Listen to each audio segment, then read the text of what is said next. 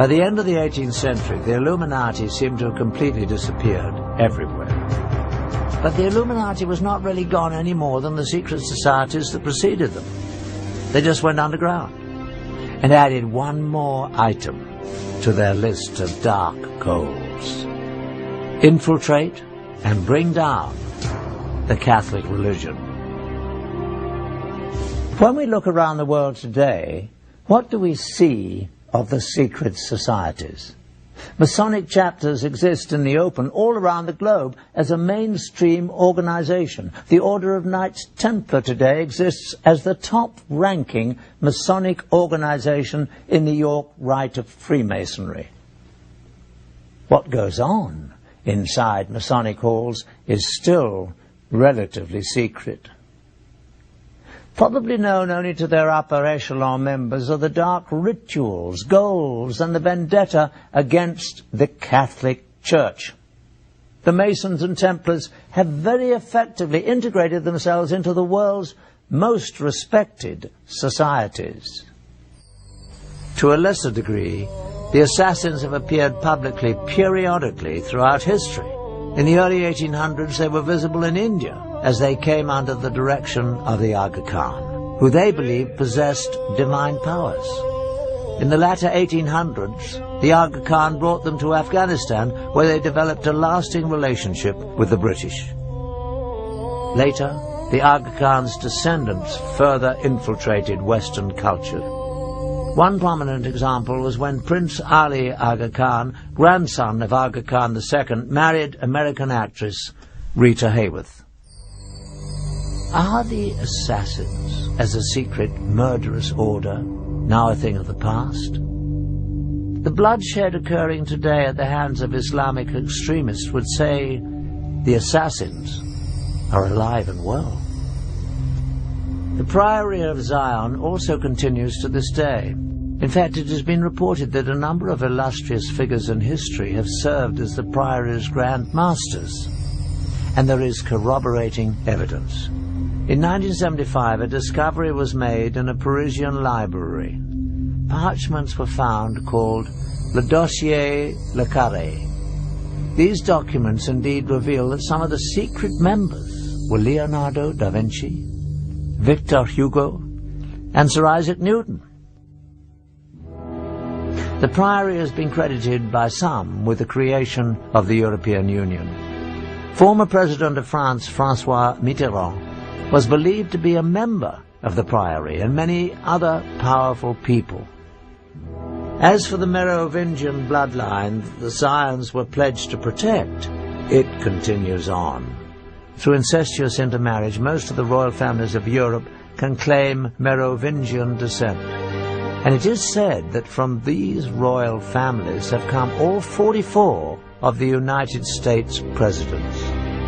These connections around the world through the Priory of Zion provided the Illuminati with the means to influence politics and power around the globe.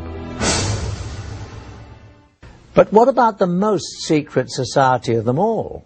Adam Weishaupt's Illuminati, the brotherhood that vowed to bring all the other secret societies together to control the world. Is it still actively pursuing its diabolical plan of world domination? Indeed, shocking new facts that we have uncovered reveal that it is stronger than ever today. Studying a top-secret society is much like studying the currents of a lake. The ripples on the surface give us clues to know what is going on in the darkness below. The Illuminati's grand plan required that it infiltrate the governments of all countries around the world. In our extensive investigation, we focused on just one target, the former Soviet Union, to see how it was manipulated by the Illuminati. An effective way to gain control of a government would be to penetrate its intelligence structures. Newly released information from the files of the KGB provides some unprecedented insight. Now that the Cold War is over, some highly classified information is being smuggled out of carefully guarded vaults in what used to be the Soviet Union. With the change to a market economy here, many items never before available to Russians are finding their way to the black market. They say that everything is for sale in the new Russia, including state secrets and the spies who kept them. After the collapse of the Soviet Union came the dissolving of the KGB. The new government formed its own new security and intelligence agencies, employing many of the old KGB personnel, but leaving many without jobs. Even those with employment were often not paid as promised. We found that many former KGB employees were eager to give first-hand accounts of their classified activities within the agency for the right price. However, when the subject of the Illuminati was introduced, no amount of money could induce anyone to talk about it. We took this as a definite sign that we were on the right track and getting dangerously close to uncovering the presence of the secret brotherhood within the KGB. The former KGB employees were willing to direct us to black market sources where we might obtain further information, but at our own peril. Though most leads proved to be ultimately unproductive, we found that with perseverance, money and a bit of luck, it is possible to acquire classified Soviet documents. Using a hidden camera, we recorded numerous meetings over a period of months in which we attempted to obtain relevant materials. This transaction between one of our Moscow contacts and black market dealers proved to be one of the more successful ventures, though as you'll see, not without a few tense moments.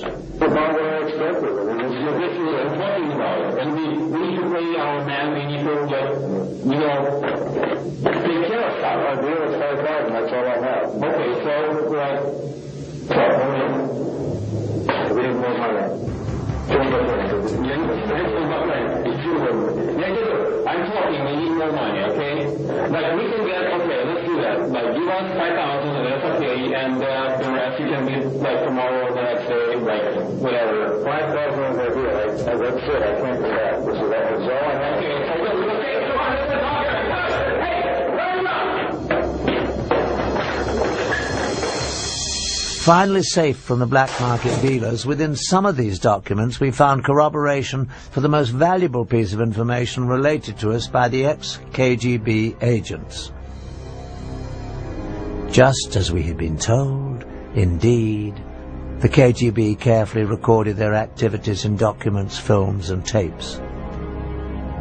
And these were kept in storage in a holding facility beneath the KGB headquarters under the highest security. These were probably the most sensitive records possessed by the agency, for they would illuminate in graphic detail the most intimate activities of the KGB and possibly the connection to the Illuminati. The documents we purchased from the black market dealers represented a major breakthrough. They not only confirmed that more revealing KGB materials existed, they also told us where they were kept. Again, we went to our black market sources, now armed with this new knowledge. We believe that with the demise of the KGB, most of the safeguards protecting its records would be gone. Someone out there must have the knowledge and access to be able to supply them to us for a price. Over the course of the next 5 months, we employed our sources to try to obtain specifically these top-secret records of the KGB.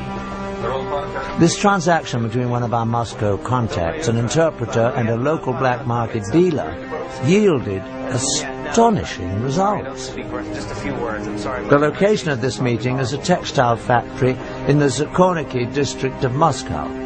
This is the office of the Russian entrepreneur who owns the plant and uses it for both legitimate and illegal business.